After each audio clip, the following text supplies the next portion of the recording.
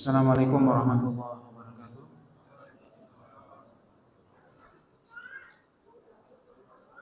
Innal hamdalillah nahmaduhu wa nasta'inuhu wa nastaghfiruh wa na'udzu billahi min shururi anfusina wa sayyiati a'malina. May yahdihillahu fala mudilla lahu wa may yudlil fala hadiya lahu. Asyhadu an la ilaha illallah wahdahu la syarika lahu wa asyhadu anna Muhammadan abduhu wa rasuluh alladzi la rasula wa la nabiyya ba'dah. Ya ayyuhalladzina amanu taqullaha haqqa tuqatih wa la tamutunna illa wa antum muslimun, amma ba'd. Bapak dan Ibu kaum muslimin dan kaum muslimat yang dirahmati oleh Allah Subhanahu wa taala. Pada malam hari ini kita lanjutkan kembali pembahasan dari tafsir surah Yusuf. Dimulai dari ayat yang ke-11, di mana pada ayat sebelumnya Allah Subhanahu wa taala telah menyebutkan dan menceritakan bahwasanya saudara-saudara Nabi Yusuf alaihissalam telah bersepakat untuk menyingkirkan Nabi Yusuf alaihissalam, yaitu mereka sudah bersepakat untuk membuang Nabi Yusuf ke dalam sumur. Kemudian dalam ayat yang ke-11, setelah mereka bersepakat, maka mereka memulai untuk melakukan apa yang sudah mereka sepakati. Mereka mengatakan, a'udzubillahi minasyaitonirrajim, qalu ya abana ma laka la ta'manna 'ala Yusuf wa inna lahu lanasihun. Arsilhu ma'ana ghadan yarta' wa yal'ab wa inna lahu lahafizun. Maka saudara-saudara Nabi Yusuf, mereka mendatangi bapak mereka Nabi Yakub alaihissalam, dan mereka mengatakan, wahai bapak kami, apa yang membuat engkau tidak merasa aman terhadap Nabi Yusuf, sedangkan kami adalah orang-orang yang memberikan nasihat kepadanya. Maka utuslah atau biarkanlah dia bersama kami besok. Dia bisa bermain, dia bisa refresh, dan sesungguhnya kami benar-benar akan menjaganya. Maka dua ayat ini adalah, kata Imam Ibnu Katsir, adalah tauti'ah. Tauti'ah artinya muqaddimah, yaitu pembukaan dari bagaimana saudara-saudara Nabi Yusuf itu memulai apa yang mereka rencanakan, dan mereka memulai itu dengan mendatangi bapak mereka, dan mereka berusaha meyakinkan bahwasanya mereka adalah saudara Nabi Yusuf. Mereka akan menjaga Nabi Yusuf. Mereka adalah orang-orang yang memberikan nasihat, artinya memberikan yang terbaik. Maka biarkanlah Nabi Yusuf bermain bersama kami. Mungkin dia ingin bermain,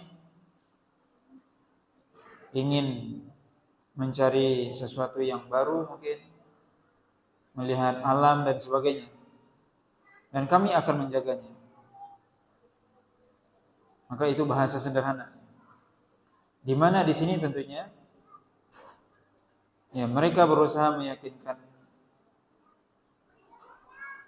Nabi Yakub alaihissalam, dan ayat ini juga menunjukkan bahwasanya memang Nabi Yusuf itu tidak keluar dari rumah atau tidak pergi jauh, karena Nabi Yakub alaihissalam sangat memperhatikan Nabi Yusuf, sehingga ketika saudara-saudaranya ingin mengajak itu memang harus minta izin kepada Nabi Yakub alaihissalam. Kemudian Nabi Yakub mengatakan, qala inni la yahzununi an tadhhabu bihi wa akhafu an ya'kulahu adh-dhi'bu wa antum anhu ghafilun. Nabi Yakub mengatakan, sungguhnya aku merasa sedih ketika kalian pergi bersamanya, dan aku merasa takut, khawatir kalau seandainya serigala akan memakannya sedangkan kalian dalam keadaan lalai. Kemudian mereka mengatakan, qalu la in akalahu adh-dhi'bu wa nahnu usbah inna idzal la khasirun. Mereka mengatakan, kalau seandainya serigala memakan Nabi Yusuf, sedangkan kami adalah usbah, adalah jamaah, kelompok yang banyak dan kuat, berarti kami termasuk orang yang merugi. Maka ayat ini juga menunjukkan bahwasanya Nabi Yakub itu dengan jelas mengatakan bahwasanya beliau akan merasa sedih kalau Nabi Yusuf pergi, padahal tentunya perginya ya sebentar, dalam artian sehari itu, karena memang ya itu yang dijanjikan oleh saudara-saudaranya. Maka kemudian Nabi Yakub mengatakan, aku khawatir, aku takut kalau seandainya Nabi Yusuf ini dimakan serigala, diterkam serigala, sedangkan kalian lalai darinya. Maka perkataan Nabi Yakub inilah yang mereka jadikan senjata nantinya. Ketika Nabi Yakub mengatakan, aku khawatir kalau seandainya nanti ketika kalian pergi bersama Yusuf, kemudian kalian asik bermain, kemudian kalian tinggalkan dia, kemudian datang serigala menerkam. Maka perkataan Nabi Yakub itu yang mereka jadikan nantinya senjata. Di mana mereka mengatakan, mereka meyakinkan Nabi Yakub, kalau seandainya serigala memakan, sedangkan kami adalah dalam jumlah yang banyak, kami adalah yang kuat, maka tentunya kami adalah orang yang merugi. Maka ini adalah kalimat di mana mereka, saudara-saudara Nabi Yusuf alaihissalam, berusaha untuk meyakinkan bapaknya atau bapak mereka Nabi Yakub agar beliau melepas Nabi Yusuf alaihissalam untuk bermain bersama mereka. Kemudian Allah SWT melanjutkan, falamma dhahabu bihi wa ajma'u an yaj'aluhu fi ghayabatil jub wa awhayna ilaihi latunabbi'annahum bi amrihim hadza wa hum la yash'urun. Dan ketika mereka pergi bersama Nabi Yusuf alaihissalam, setelah mereka meyakinkan bapak mereka, maka akhirnya Nabi Yakub melepas kepergian Nabi Yusuf alaihissalam. Ya, dalam rangka apa? Bermain.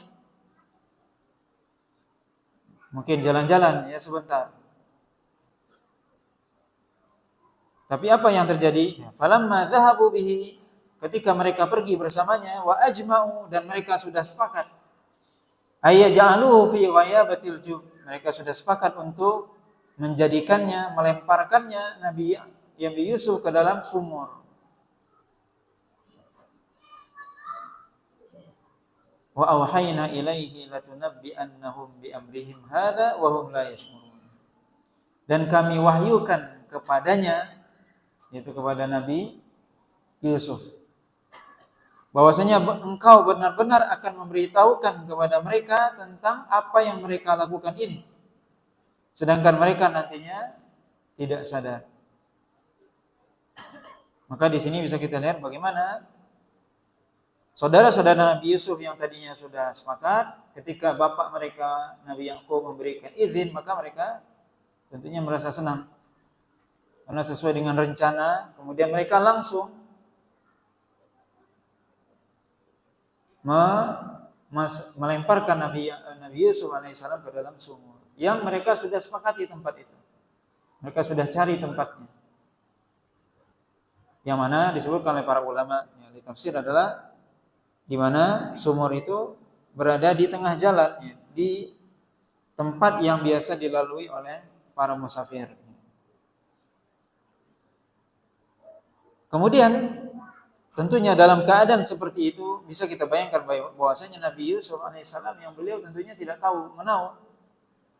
Beliau pergi bersama saudaranya tentunya inginnya bersenang-senang, jalan-jalan, tapi ternyata beliau ketika itu dilemparkan oleh saudaranya ke dalam sumur. Maka ketika beliau dilemparkan, maka Allah SWT mengilhamkan kepada Nabi Yusuf bahwasanya benar-benar engkau akan memberitahu mereka terhadap apa yang mereka lakukan ini nantinya, dan mereka tidak mengetahui atau tidak menyadarinya. Dan ini bisa kita bayangkan bagaimana Nabi Yusuf alaihissalam yang masih kecil ketika itu, yang mana beliau ketika masih kecil sudah dilemparkan oleh saudaranya ke dalam sumur, kemudian dia sendiri di situ di dalam sumur.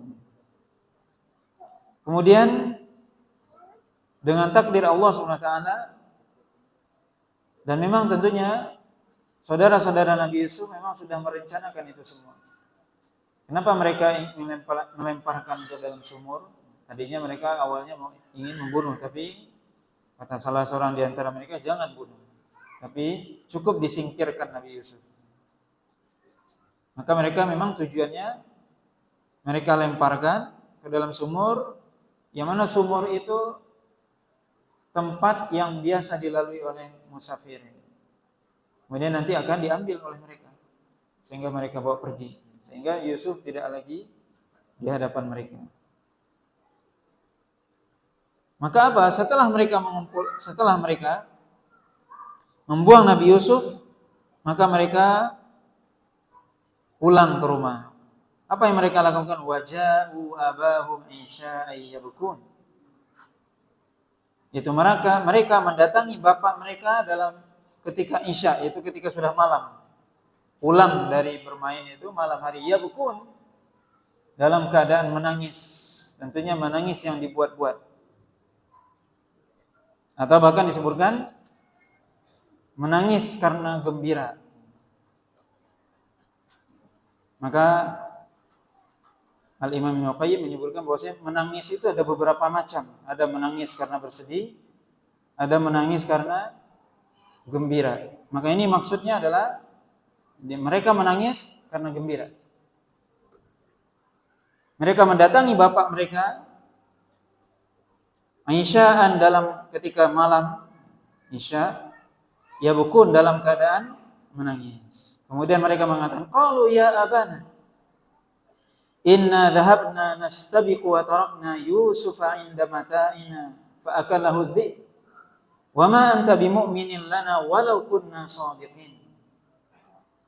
Mereka mengatakan, wahai bapak kami, sesungguhnya kami pergi nastabiqu, kami pergi berlari-lari, berlomba lari, wa tarakna Yusufa inda mata'ina, dan kami tinggalkan Yusuf di tempat perbekalan kami sendiri.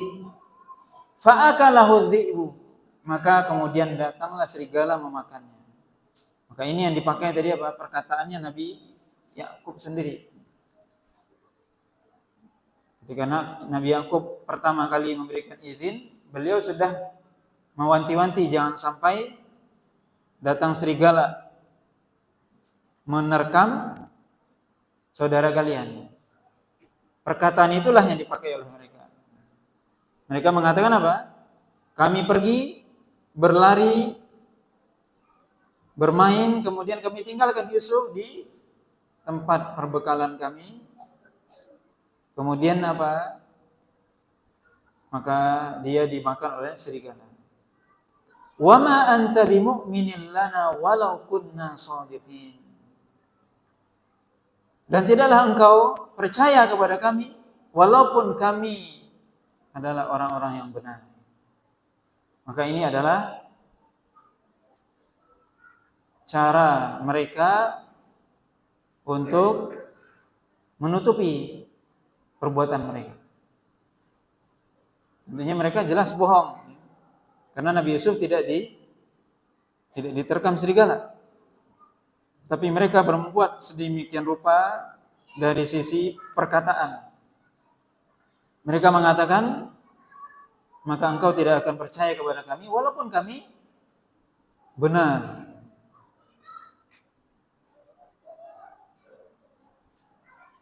Kemudian tidak hanya mereka menyampaikan uzur mereka secara lisan, tapi juga mereka membawa bukti. Mereka mengatakan, mereka membawa apa? Baju Nabi Yusuf. Allah SWT mengatakan, waja'u ala qamisihi bidamin kadhib qala bal sawwalat lakum anfusukum amra fasabrun jamil wallahul musta'an ala ma tasifun. Yaitu apa? Mereka datang kepada bapak mereka Nabi Yakub alaihissalam dengan membawa Nabi Yusuf, dengan membawa baju Nabi Yusuf. Bidamin kadhib, yaitu dengan membawa baju tersebut yang terlebih dahulu dilumuri dengan darah. Ini disebutkan dalam tafsir mungkin darah. Ada yang mengatakan darah kambing atau darah rusa dan sebagainya. Jadi memang mereka buat sedemikian rupa. Ini bukti ya, bahwasanya Yusuf dimakan serigala. Apa buktinya? Bajunya dikena ada darahnya. Maka mereka membawa baju Nabi Yusuf yang berlumuran darah. Tapi Allah SWT mensifati bidamin kadhib, yaitu darah yang dusta. Karena itu bukan darah Nabi Yusuf, tapi darah hewan.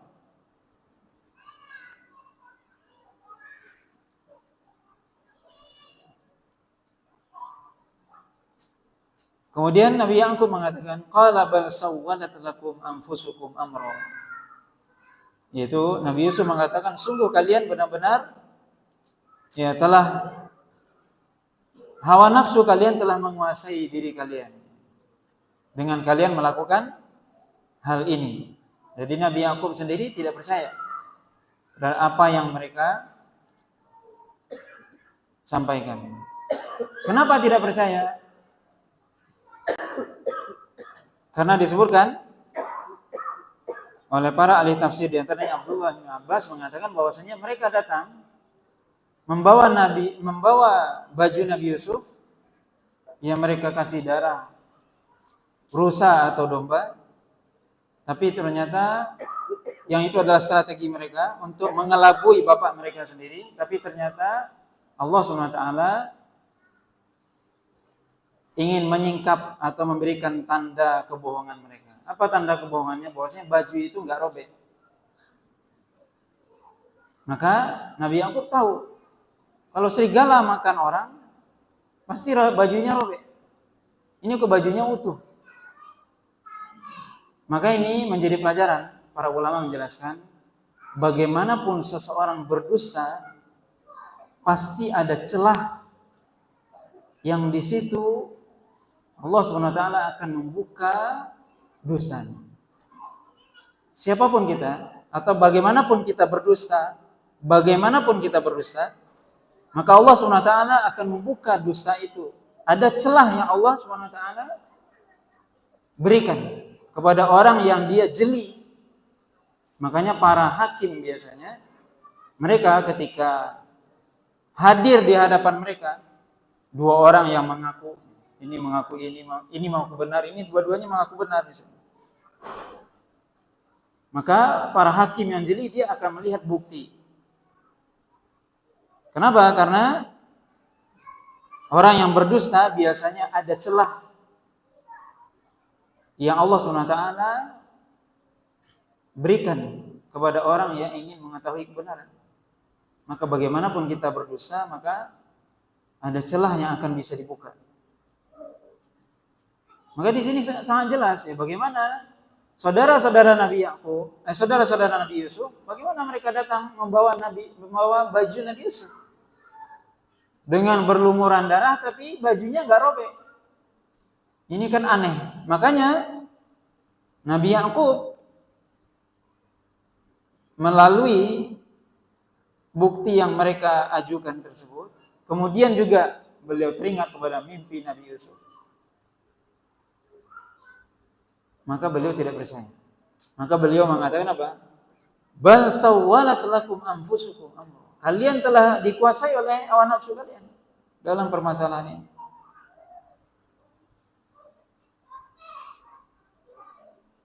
Tapi tentunya Nabi Yakub nggak tahu hakikat sebenarnya. Dan ini menunjukkan bahwasanya kita bisa lihat Nabi saja nggak tahu yang gaib.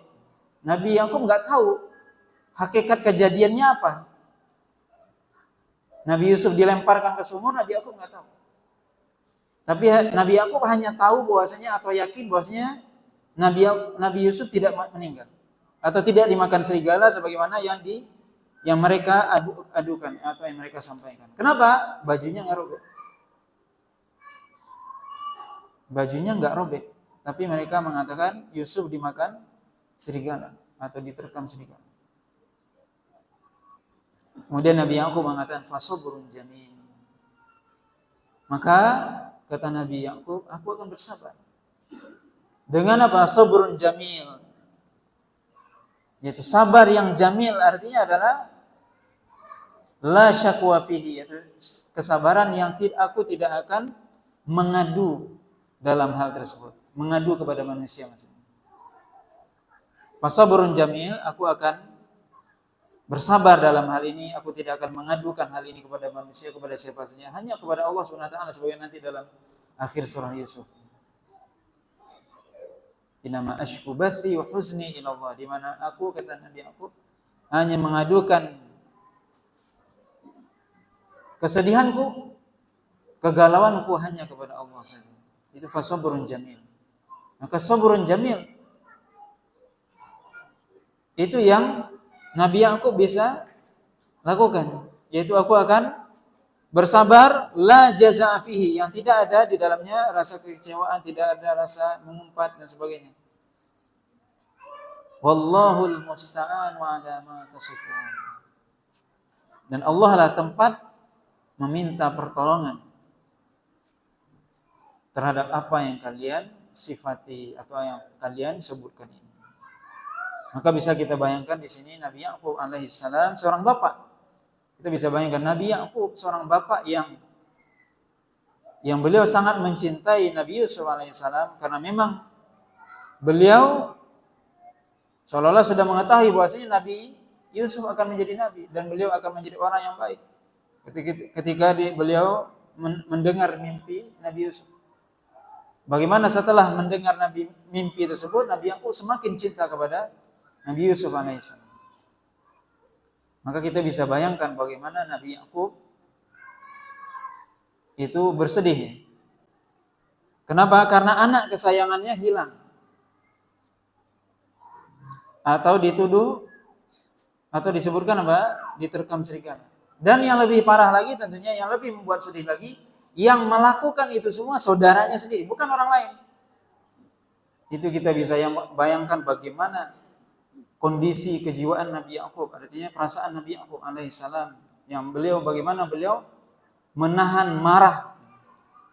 Ya, kalau marah sama siapa? Ini anak sendiri. Kalau sama orang lain masih bisa mungkin. Kita bisa bayangkan ini, dan ini ujian. Kita bisa bayangkan bagaimana seorang bapak yang sangat mencintai anaknya, kemudian anaknya hilang. Dan dia tahu bahwasanya memang yang membuat ulah ini semua anak-anaknya juga. Saudara-saudaranya yang lain karena hasad. Bagaimana Nabi Yakub ketika itu mengadukan segala urusannya kepada Allah SWT. Dan bagaimana Nabi Yusuf alaihissalam ketika itu kehilangan kasih sayang orang tuanya, dia masih kecil harus berpisah dengan bapaknya sendiri atau orang tuanya. Kemudian Allah SWT melanjutkan, Waja'at sayyaratun fa'arsalu waridahum fa'adla dalwa. Qala ya bushra hadha gulam. Wa asarruhu bidha'ah wallahu alimun bima ya'malun. Wa syarahu bi thamanin bakhsin darahima ma'dudatin wa kanu fihi minaz zahidin. Maka Allah SWT menceritakan, datanglah sayyaratun, artinya musafir, yaitu orang yang mereka dalam perjalanan, rombongan yang melewati sumur tersebut. Fa arsalu waridahum fa adla dalwah, maka mereka mengutus warid, itu adalah orang yang ditugaskan untuk mencari air. Jadi zaman dahulu, maka kafilah dagang tersebut atau kafilah tersebut, rombongan tersebut mengutus orang suruhan mereka, bisa jadi budak mereka, untuk mencari air atau mengambil air. Fa'adla dalwah, dan kemudian dia mulai melemparkan timba ke dalam sumur tersebut. Kemudian apa? Tentunya Nabi Yusuf ketika masuk timba itu ada di dalam, maka beliau langsung melompat ke dalam timba tersebut. Beliau masih kecil. Kemudian apa? Diangkat oleh musafir tersebut. Kemudian dia mengatakan, ya busyra, qala ya busyra hadza gulam. Maka ya busyra artinya di sini menurut pendapat yang kuat adalah, yang paling kuat adalah ini, wahai, ini berita gembira atau ini sebuah kegembiraan.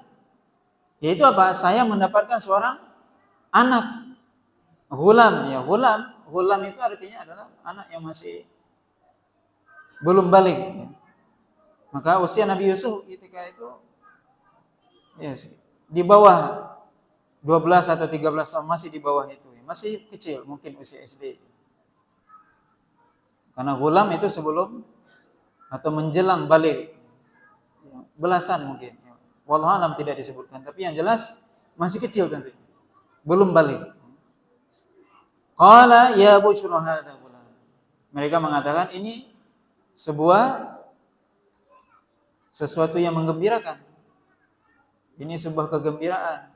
Itu apa? Ini saya menemukan ghulam, anak kecil ini.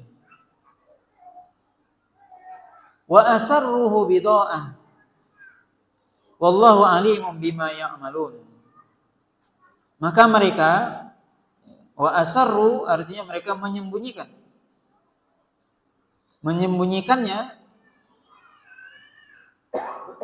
di mana mereka akan menjualnya. Jadi apa? Tentunya di zaman dahulu ketika dapat orang yang jadi kenal seperti itu, ya itu jadi budak. Jadi budak bisa dijual. Maka mereka mengatakan apa? Ya ini kabar gembira, ini kita dapat anak, ini bisa jadikan budak, bisa dijual, ini bisa dapat uang. Wallahu alimun bima ya'malun. Yaitu Allah SWT Maha mengetahui terhadap apa yang mereka lakukan.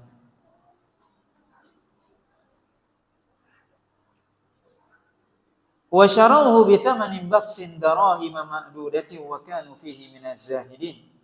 Dan mereka menjualnya dengan harga yang sedikit, yaitu beberapa dirham saja. Dan mereka memang tidak berminat kepadanya. Zahidin, zahid itu artinya tidak berminat, tidak memiliki kemauan untuk anak tersebut. Nah, di sini ada dua pendapat para ulama ya, dalam hal ini, dalam ayat ini yang masyhur.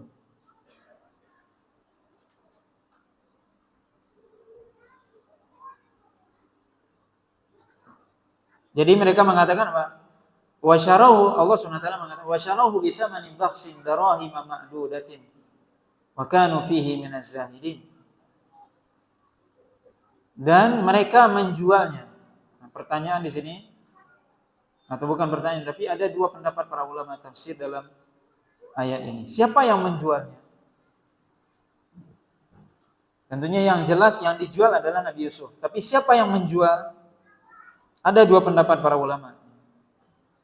Yang pertama, pendapat yang pertama, Dan ini adalah pendapatnya Imam Ibnu Katsir dalam tafsir Ibnu Katsir, bahwasanya yang menjualnya adalah saudara-saudaranya sendiri, saudara-saudara Nabi Yusuf tadi, kepada musafir tadi. Kok bisa seperti itu? Jadi memang disebutkan di sini oleh para ulama ahli tafsir yang berpendapat bahwasanya yang menjual ini adalah saudaranya sendiri. Jadi mereka ketika sudah mereka lemparkan Nabi Yusuf ke sumur tersebut, mereka nggak langsung pulang, tapi mereka lihat dulu siapa yang akan datang di situ. Mereka akan awasi. Ketika mereka lihat bahwasanya ada rombongan dagang datang, ada rombongan kafilah yang datang, kemudian mereka lihat bahwasanya Nabi Yusuf sudah keluar dari sumur, mereka datangin. Kemudian mereka mengatakan apa? Mereka mengatakan, ini adalah budak kami yang lari. Ini budak kami yang lari, kabur. Maka kami, karena dia suka kabur, kami jual saja budak ini sama kalian. Kami jual murah baiklah, bahasa kita. Enggak usah mahal-mahal. Darahima ma'dudatin, ya berapa uang perak saja. Dirham, uang perak. Beberapa perak saja. Maka kemudian apa? Wa kanu fihi minaz zahidin, artinya apa? Ya artinya mereka saudara-saudara Nabi Yusuf memang enggak butuh uang sebenarnya, karena mereka enggak butuh itu. Mereka pengennya apa? Nabi Yusuf pergi dari hadapan mereka. Ini makna pertama. Jadi yang menjual adalah saudara mereka sendiri kepada para musafir tadi. Sebab tentunya menurut penafsiran ini, kalau seandainya mereka pulang, mereka sudah lemparkan Nabi Yusuf, mereka pulang, mereka dapat Nabi Yusuf, pasti orang itu akan bertanya langsung, siapa kamu? Oh, saya namanya Yusuf, ini anak bini Abu. Akan diantarkan ke rumahnya. Balik lagi. Terbukalah semua apa yang mereka lakukan. Maka ini penafsiran pertama, dan ini yang dikuatkan oleh Imam Ibnu Katsir. Jadi yang menjual ini adalah saudara Nabi Yusuf sendiri. Jadi mereka ketika sudah melemparkan Nabi Yusuf, mungkin enggak langsung pulang, tapi mereka awasi dari jauh. Supaya apa? Supaya Nabi Yusuf enggak kembali. Itu ya, penafsiran pertama. Penafsiran yang kedua enggak, yang menjual ini adalah yang menemukannya, yaitu para musafir tadi. Ya, mereka mengatakan ini adalah berita gembira ini. Kita dapat apa? Budak. Wa asarruhu bidoah, mereka sembunyikan. Kita sembunyikan ini dari orang-orang yang ada di sekitar mereka agar kita jadikan bidoah, jadi barang dagangan maksudnya. Jadi mereka mengatakan, oh ini kabar gembira nih, tapi diam-diam aja. Coba kalau kita rame, nanti orang-orang sekitar kita ini tahu dia nanti. Kira-kira gitu. Jadi pendapat yang kedua mengatakan apa?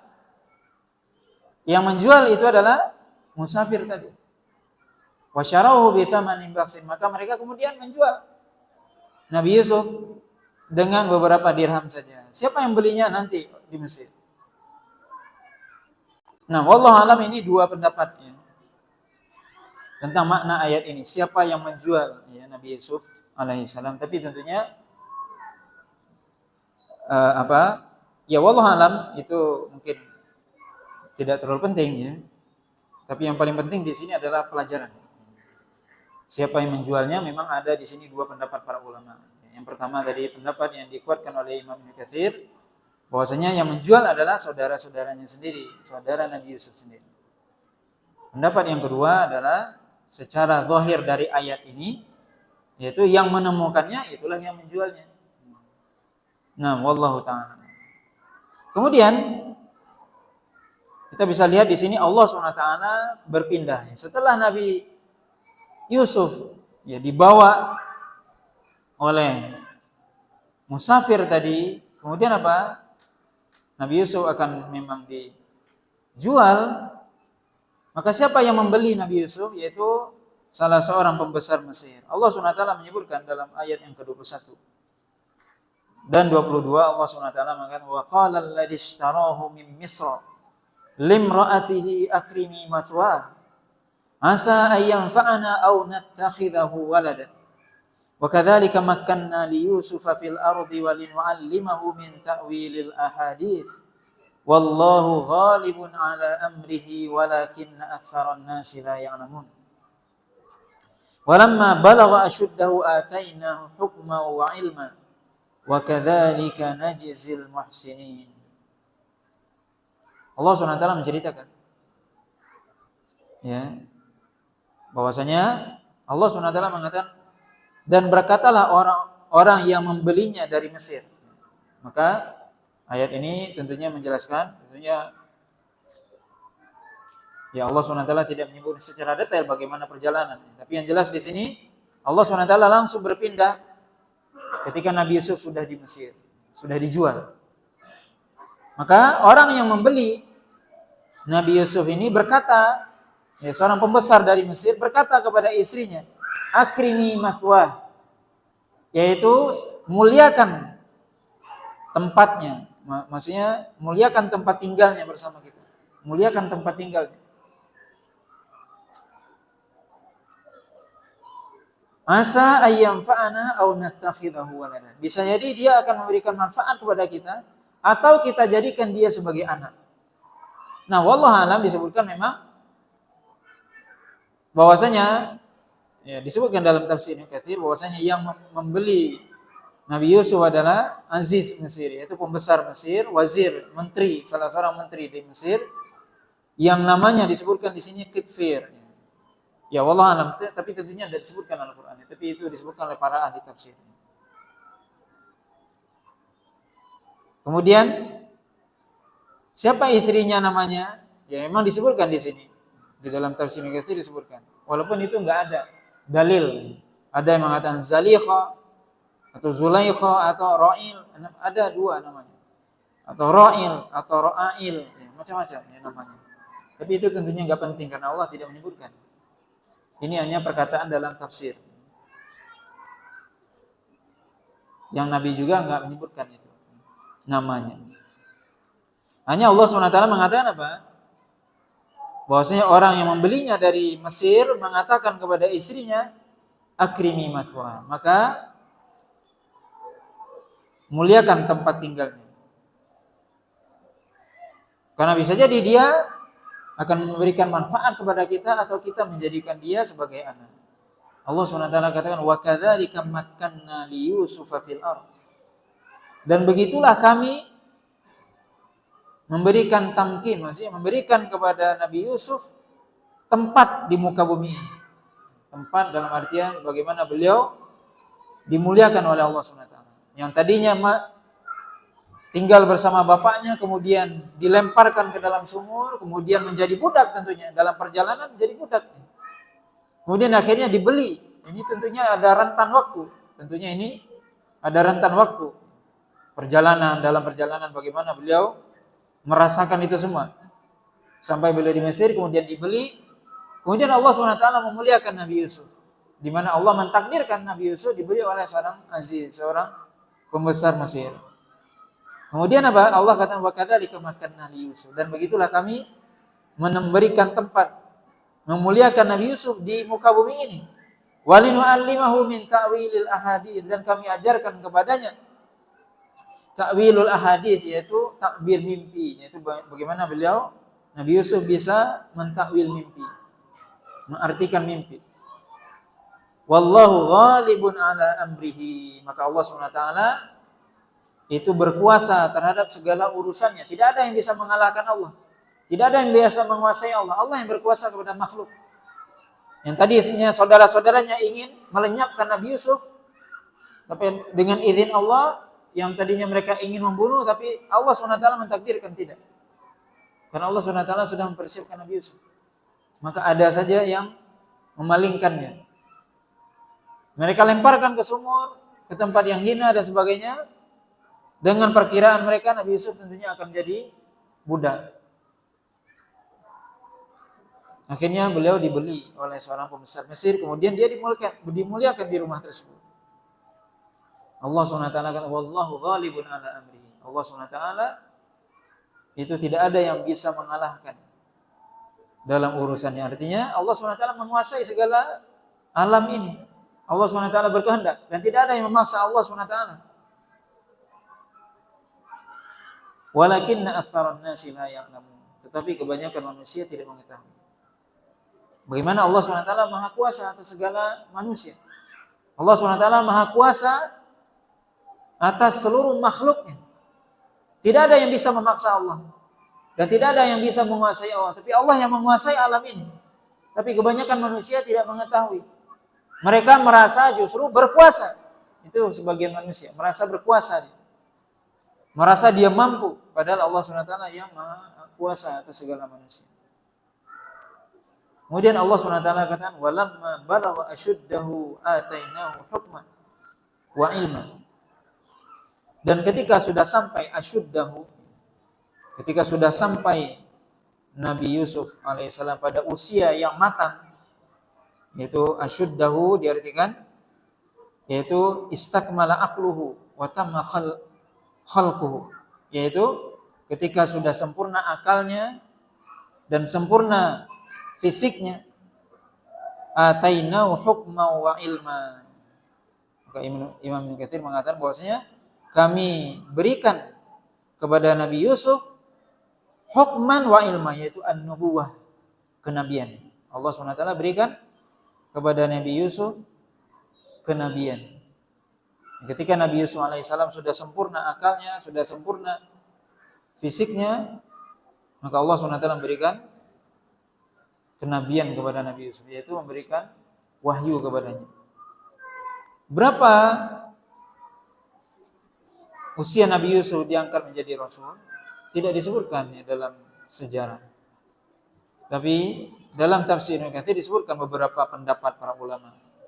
Di antaranya pendapat Abdullah bin Abbas mengatakan 33 tahun, ada yang mengatakan 30 tahun, ada yang mengatakan 40 tahun. Nah, wallahu a'lam. Yang mana itu semua tidak disebutkan dalil.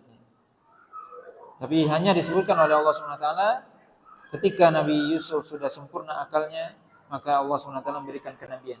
Atainau hukman wa ilman. Kami berikan kepadanya hukman wa ilman, yaitu kenabian. Hukman di sini maksudnya adalah kenabian, wa ilman, dan ilmu. Kemudian Allah SWT katakan, wa kadzalika najzil muhsinin. Dan begitulah kami memberikan balasan kepada orang-orang yang berbuat baik.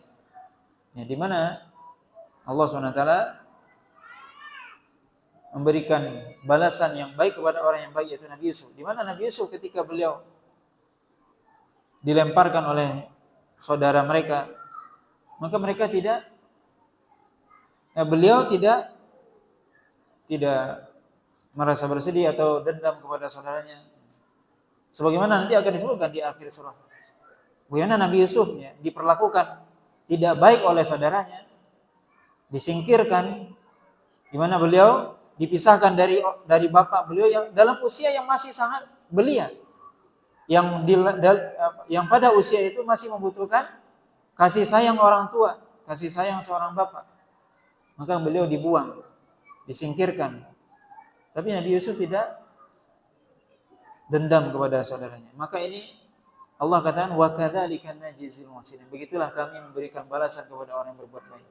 Itu bagaimana? Yang dimaksud berbuat baik, bagaimana beliau tidak dendam kepada saudara.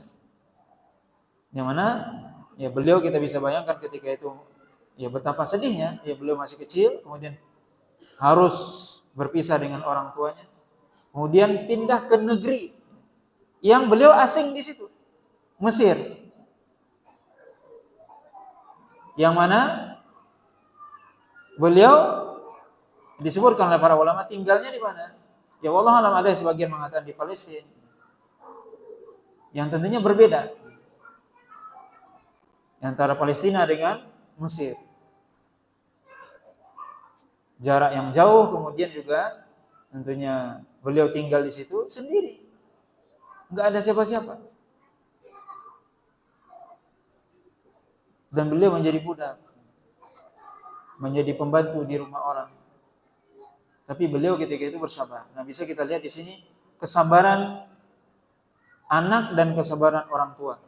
Seorang bapak yang dia berpisah dengan anak yang dia sayangi, Nabi Yakub, dan itu tentunya puluhan tahun, sebagaimana nanti puluhan tahun. Bagaimana beliau bersabar, Nabi Yakub? Begitu juga Nabi Yusuf alaihissalam yang beliau juga bersabar ketika diperlakukan secara buruk oleh saudara-saudaranya yang identik, yang saudara-saudaranya yang sudah besar, abang-abangnya, kakak-kakaknya yang sudah besar, maka beliau bersabar dan bahkan beliau tidak sedikit pun dendam kepada mereka. Maka Allah SWT memberikan balasan yang baik. Maka ini bisa kita lihat bagaimana kesabarannya. Sebagaimana juga Allah sebutkan nanti, kesabaran itu memberikan akibat yang baik di akhirnya. Seorang yang dia sabar ketika Allah SWT mentakdirkan sesuatu yang mungkin di awal itu adalah sangat pahit, sangat pahit. Bagaimana Nabi Yusuf berpisah dengan orang tuanya, bagaimana Nabi Yakub berpisah dengan anaknya. Itu adalah sesuatu yang mungkin sangat berat, sangat pahit dan sebagainya, tapi mereka sabar.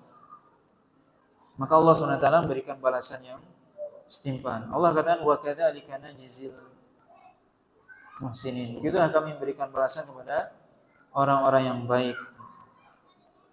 Maka setelah ini tentunya Allah SWT akan menceritakan bagaimana Nabi Yusuf alaihissalam tinggal di Mesir, berada di rumah Al-Aziz, yaitu salah seorang menteri di Mesir. Nah, ini insya Allah akan kita lanjutkan pada kesempatan yang akan datang, bagaimana nantinya Nabi Yusuf di Mesir, bagaimana beliau akan mendapatkan tentunya rintangan yang tentunya tidak kalah ringan atau lebih berat daripada sebelumnya. Kalau sebelumnya cuma sebagai budak ataupun dibuang ke sumur, justru ketika berada di Mesir juga bukan berarti lepas dari tantangan, justru tantangan beliau juga akan sangat berat. Nah, insya Allah kita lanjutkan pembahasan nantinya bagaimana beliau berada di Mesir, ya lebih tepatnya di rumah menteri, ya salah seorang menteri di Mesir nantinya. Wallahu ta'ala alam. Wassallallahu ala nabiyina Muhammadin wa ala alihi wasallam. Wassalamualaikum warahmatullahi wabarakatuh.